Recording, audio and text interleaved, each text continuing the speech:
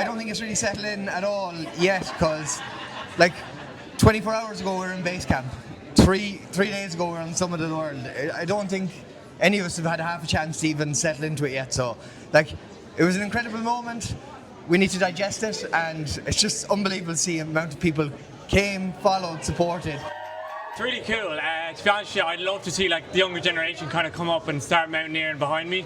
So it'd be cool to have someone behind kind of coming up and hopefully having the dream of doing Everest or something like that, or anyone kind of giving it a go. Delighted to have with the boys and stuff like that, and to represent Ireland on the stage is class as well. Delighted. I think when we were out there were times it didn't look like it was maybe going to happen.